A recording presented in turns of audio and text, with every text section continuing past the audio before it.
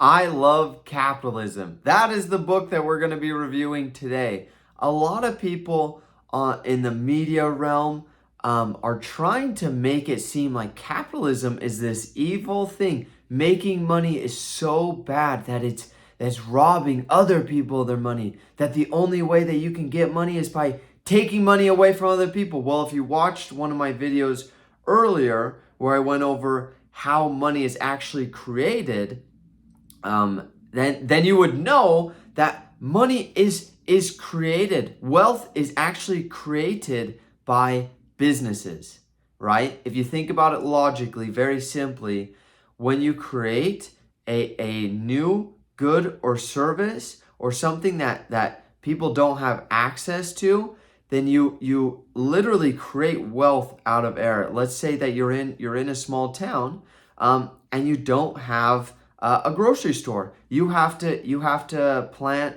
and grow all of your own food, and you have to get all of your own food. Let's say that a Walmart comes into town. Now, you can pay somebody else to grow and make the food for you, and you can just go and buy the food. Okay, that means wealth was automatically created. So all businesses are just creators of wealth. Now you're getting a lot of people saying that, oh, businesses are bad, rich people are bad, capitalism is bad, and they throw out these terms like capitalism, socialism, communism, Republican, Democrat, and a lot of people are confused by them because they're terms that we don't talk about that much. But it's essentially that making money on your own is evil. And in this book by Ken Langone, he talks explicitly about how good it is and how great of a thing it is for the world and how amazing it's been. Well, he talks, I want to just share three stories from the book, because the whole book it's just stories from his life. This guy, his name is Ken Langone, and stories from his life. The first story is when he was a teenager. He was working for this train company, and what they did was, back in the day, they, before computers, before all of that, they had just these 3x5 index cards, and they would keep the train's records of what train went where with these index cards. And they had blue cards for hauling wood, and they had red cards for hauling coal, and they had yellow cards for hauling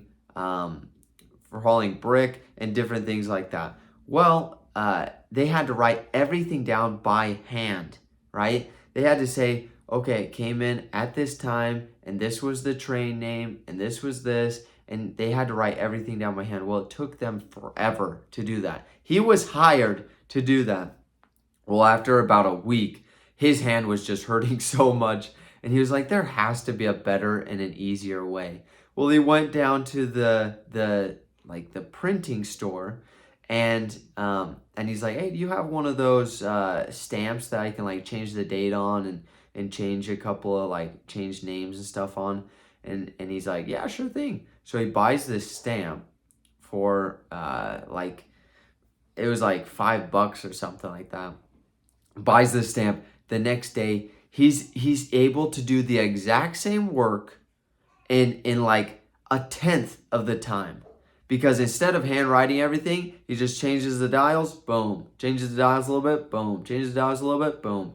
He's able to change it. So he's able to do 10 times as much work, and it's so much more legible than somebody writing it because it's from a stamp. And so it makes it so much better, so much more efficient. And you might think, why did he do that? Why didn't he just keep on writing by hand? That's capitalism. Capitalism is improvement, okay? And a necessary part of capitalism is that there's a benefit that you get to keep the fruits of your own labor. You get to keep what you make, or you get a benefit from what you make. Well, he was an employee for this other guy. Well, he ends up showing him like a week later. He's like, hey, look how much I've been able to do, and our stack was like this high, and I've been able to do all of it, and it's so great. And his boss looks at him, he's like, just go back to writing it by hand. And he's like, what? I just made the whole system so much better. But this old guy, he was stuck in his ways, and he didn't want to improve. He didn't want to change. At that moment, he realized that not everybody wants to improve and wants to change. And so that's when he wanted to go into business for himself, do things for himself. There's the second story that I want to share was a little bit later in his life. There was this handyman store called Handy Dan. I don't know if you heard about it. Back in the day, Handy Dan. Well, he had a lot of shares in this company. He owned a lot of this company. Well, his friend went to him, and his friend was a high up guy in Handy Dan, and was like, hey, my boss really wants you to sell the shares to him, really wants you to sell off the company to him. He really doesn't like having another guy like yourself that's not in the company owning so much of the company. So can you please sell the shares to him? And he's like, what? I don't want to sell the shares. He's like, please, he's making my life really hard because you own the shares. And he's like, that doesn't make any sense. Like, why is that? Why is he making your life hard? He's like, because you are my friend. And so can you please sell the shares to him? He's like, okay. He ends up getting on the call with this guy. No, I think he goes in person. He goes in person to his office, and the guy's like, all right, we'll buy the shares from you for $22. And Ken Langone's like, I want $24 a share. Okay, per share. Let's say he owns 100,000 shares. Well, then that would be $24. That would be $2.4 million, for example, right?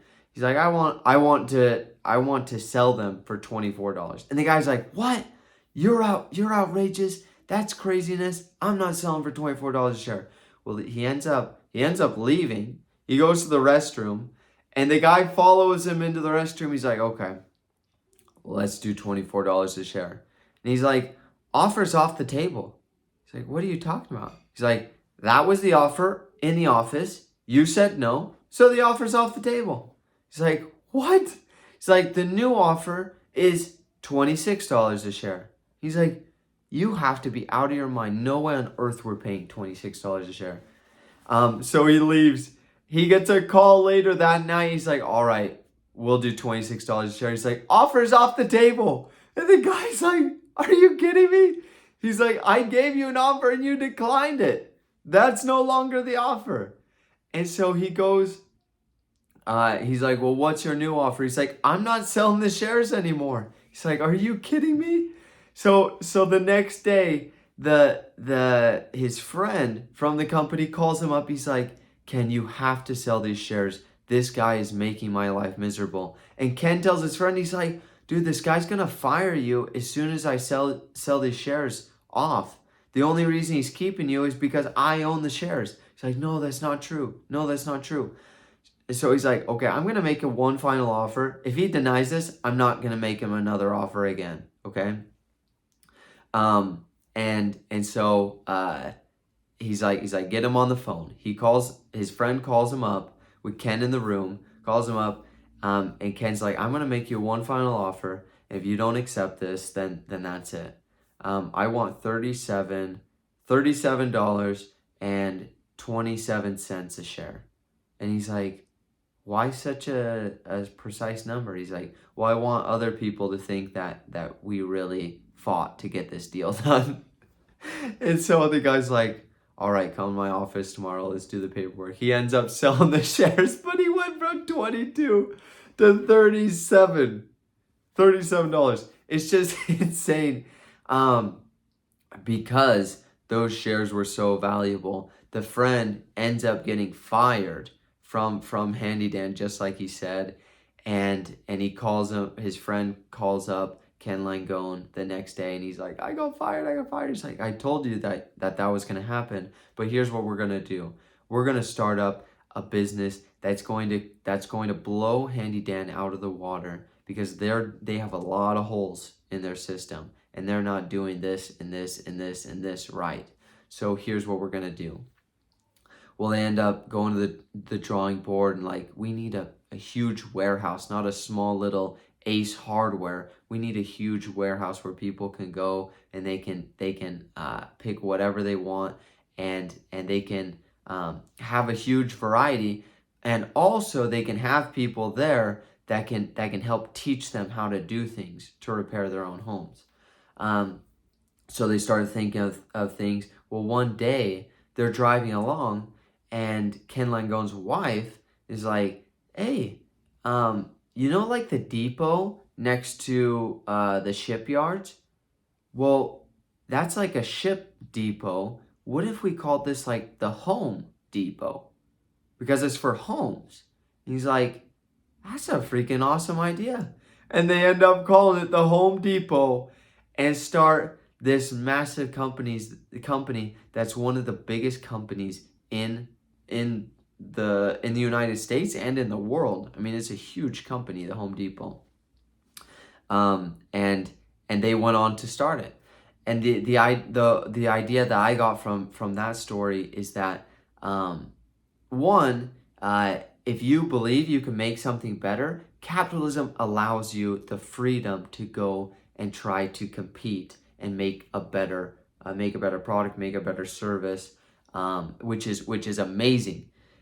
Imagine if you were stuck with that same Handy Dan 50 years later, and they're running a horrible company, and all their customers hate them, but it's illegal to start another company because the government says there can only be one company in the home improvement space, and that's it, and it's illegal. That's what the people that want to get rid of businesses and want to restrict businesses and get businesses to pay more taxes, that is eventually what they want to do. They want to get rid of competition. But capitalism allows competition, allows people to compete, and it drives people to be better. And who's the beneficiary? Us as the customers. We get better products and services for a cheaper and cheaper price, which makes our lives better and better. It's an amazing book. Highly recommend that you go out, read it, listen to it. Ken Langone, he's an amazing author, and an amazing guy, amazing hero to capitalism, and on our modern day. Please let me know how it goes for you. Look forward to hearing from you.